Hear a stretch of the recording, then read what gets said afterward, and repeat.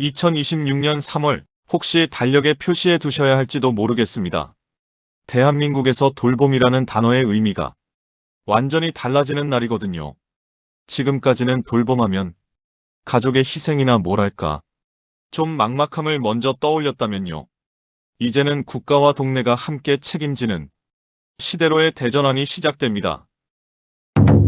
오늘 저희는 청취자께서 보내주신 자료들을 바탕으로 바로 이 돌봄 통합지원법이 대체 무엇인지, 그래서 우리 가족의 삶에 어떤 실질적인 변화를 가져올지 한번 깊이 파고들어 보려고 합니다. 네, 오늘 이야기는 무슨 먼 미래의 정책이 아니고요. 우리 모두의 현실에 관한 이야기죠.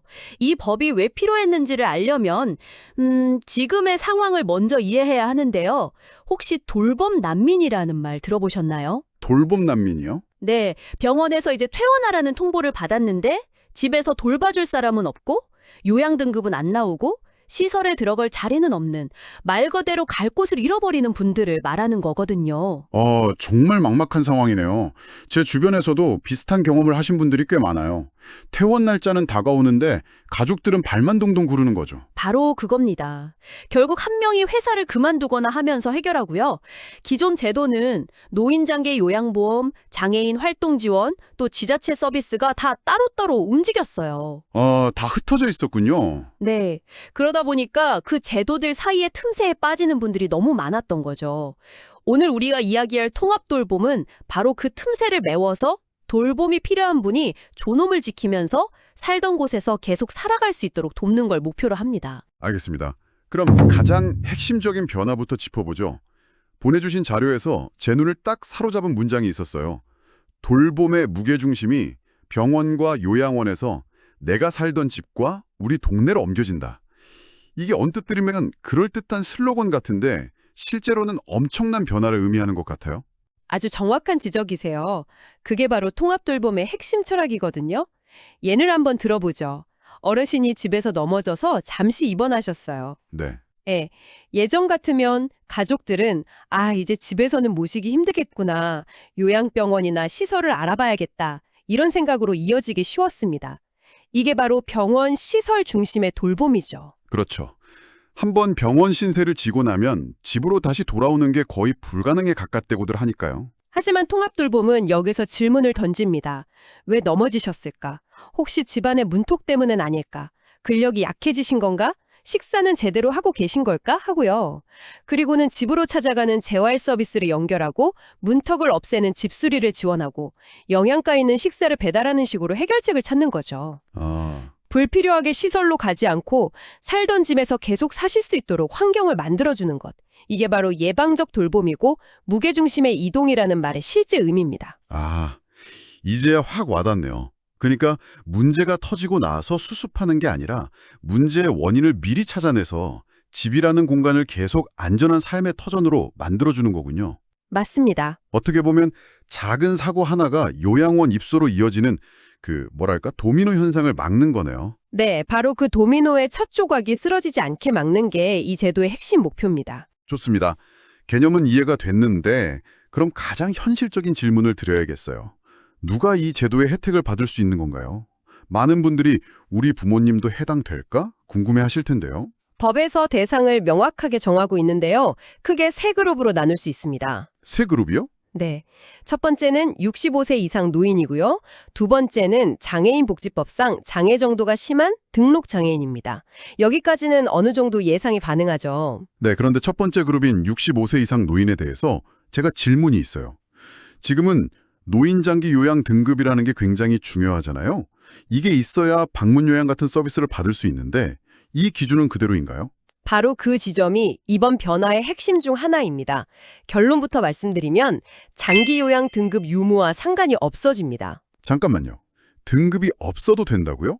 그게 사실상 모든 지원의 시작을 가르는 가장 큰 벽이었잖아요. 그럼 그 기준이 완전히 사라지고 그냥 일상생활이 힘들다고 신청하면 다 지원을 받을 수 있게 되는 건가요? 아, 좋은 질문입니다. 물론 아무나 다 되는 건 아니고요. 종합 판정이라는 새로운 절차를 거치게 됩니다. 기존 등급 심사가 신체약 기능 중심으로 점수를 매겼다면 이 종합 판정은 그분의 의료적 필요도, 돌봄 필요도, 주거 환경, 가족 상황까지 아주 종합적으로 평가해서 이분에게 지금 가장 필요한 서비스가 무엇인가를 판단하는 방식이죠. 아, 그렇군요. 점수로 자르는 게 아니라 그 사람의 전체적인 상황을 보고 맞춤형으로 판단한다는 거네요. 네.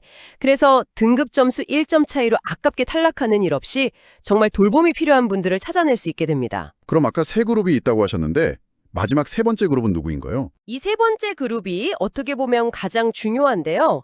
바로 지자체장이 인정하는 취약계층입니다. 여기에는 갑작스러운 사고나 질병으로 혼자서는 일상생활이 어려운 분, 또 병원에서 퇴원했지만 당장 돌봐줄 사람이 없는 분, 혹은 기존 제도에서 아쉽게 탈락했지만 도움이 꼭 필요한 분들이 포함됩니다.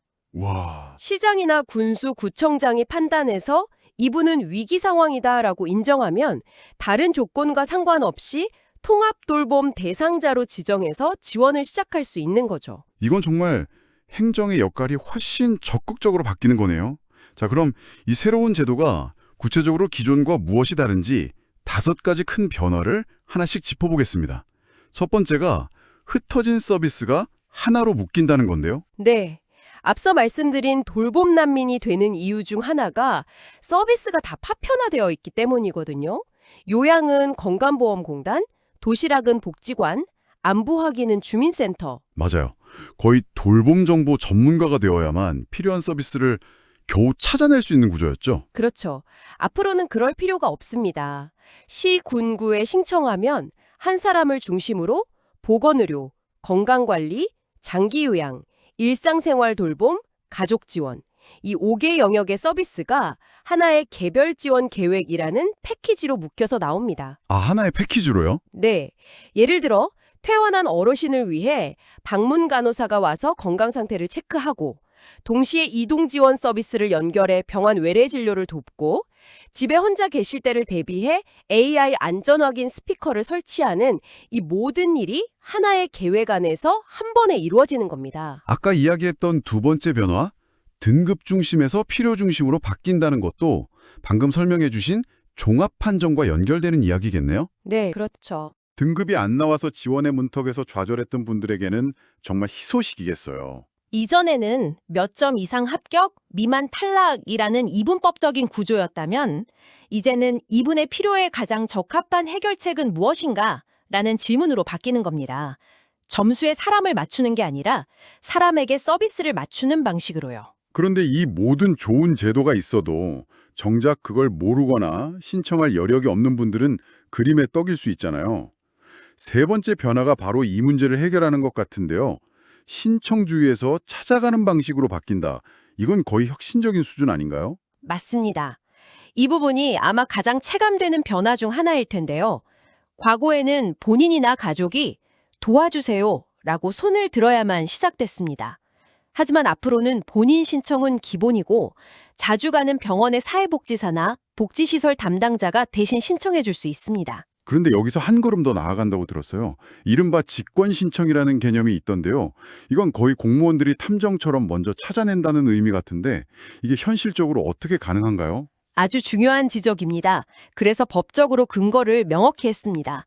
예를 들어 병원은 환자가 퇴원할 때 그 정보를 의무적으로 지자체에 알려야 합니다. 아, 의무적으로요? 네. 그럼 지자체는 그 명단을 보고 돌봄이 필요할 것 같은 고위험군을 먼저 파악할 수 있죠. 또 장기요양 등급심사에서 탈락한 분들의 명단도 확보해서 등급은 안 나왔지만 도움이 필요해 보이니 통합돌봄 신청을 도와드릴까요? 하고 먼저 연락을 하는 겁니다. 와, 물론 모든 과정은 본인의 동의를 기반으로 진행되고요.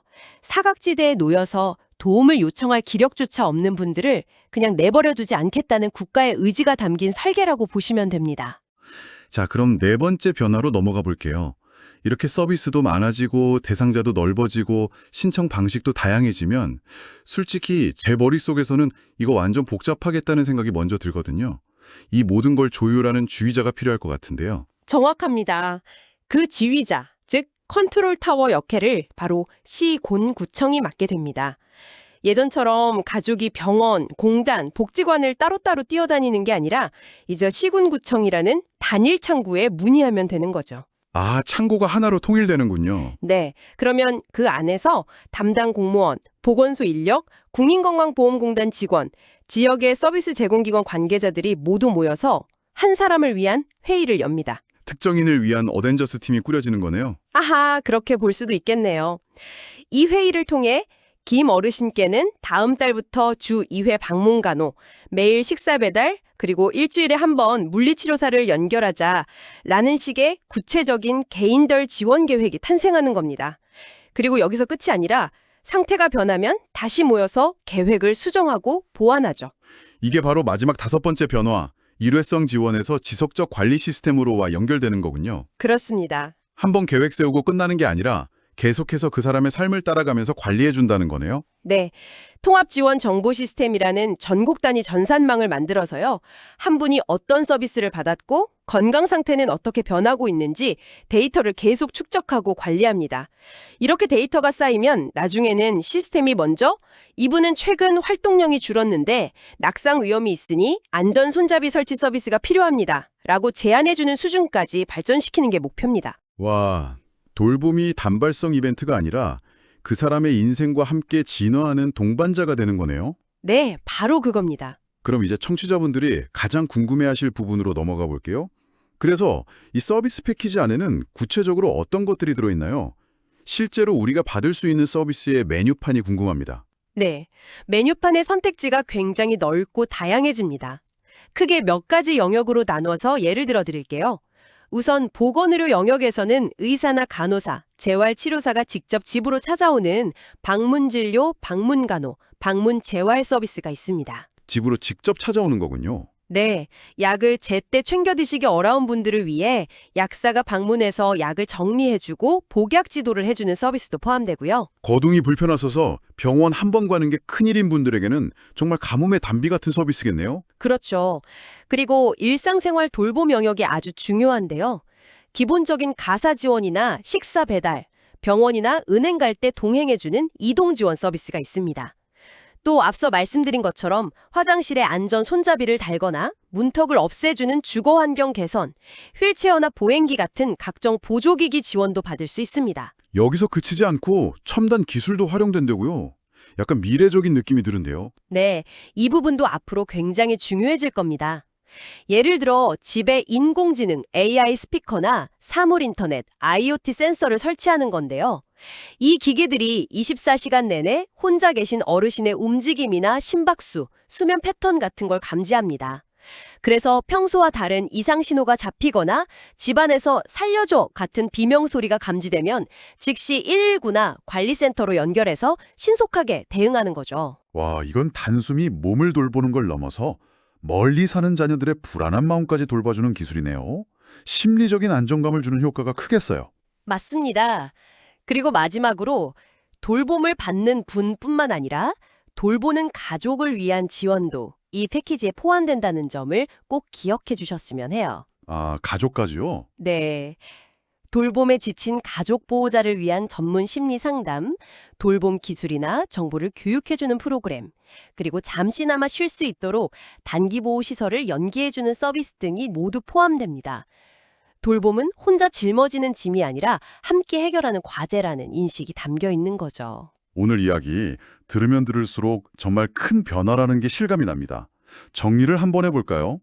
2026년 3월 27일부터 내 상황에 맞춰 의료, 요양, 돌봄 서비스가 하나의 패키지로 제공되고 장기 요양 등급이 없어도 나의 필요에 따라 지원받을 수 있으며 내가 먼저 손 내밀기 전에 국가가 먼저 찾아와 문을 두드려주는 시대로 바뀐다는 거네요. 네, 그렇게 요약할 수 있겠습니다. 그럼 이 방송을 들으시면서 우리 부모님이나 우리 가족 상황에 대해 상담받고 싶다는 생각이 드는 분들이 계실 텐데요. 아직 법 시행 전이긴 하지만 어디에 문의해보는 게 가장 빠를까요? 지금도 이미 많은 지자체에서 이 통합돌봄의 시범 사업을 하고 있습니다. 그래서 가장 정확하고 빠른 방법은 역시 가까운 읍면동 주민센터나 시 군구청의 노인복지 담당과에 문의해 보시는 겁니다. 아, 주민센터요? 네, 우리 동네에서는 어떤 준비를 하고 있는지, 지금 당장 받을 수 있는 서비스는 없는지 확인해 보는 것만으로도 선택지가 완전히 달라질 수 있습니다. 네, 제도를 아는 것이 힘이라는 말이 이럴 때 정말 딱 맞는 것 같습니다. 자, 오늘 정말 중요한 이야기를 나눴는데요. 마지막으로 우리가 함께 생각해 볼 지점이 있다면 어떤 게 있을까요? 이 제도는 국가와 지자체의 책임을 엄청나게 강화하는 굉장히 진일보한 시스템입니다. 하지만 정부의 노력만으로는 성공하기 어렵다는 점을 마지막으로 말씀드리고 싶어요. 법의 이름이 지역사회 통합돌봄이 아니라 그냥 통합돌봄으로 바뀐 것도 의미심장하거든요. 결국 이 모든 서비스는 우리가 사는 동네 안에서 이루어집니다. 이 제도가 성공적으로 뿌리내리려면 단순히 서비스를 받는 수혜자를 넘어 우리 스스로가 이웃의 어려움에 조금 더 관심을 가져볼까? 우리 아파트 단지 안에서 도울 수 있는 일은 없을까?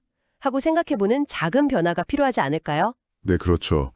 결국 좋은 제도는 좋은 공동체 안에서 꽃을 피우는 법이니까요. 우리에게 던져진 진짜 질문은 바로 그것이 아닐까 싶습니다.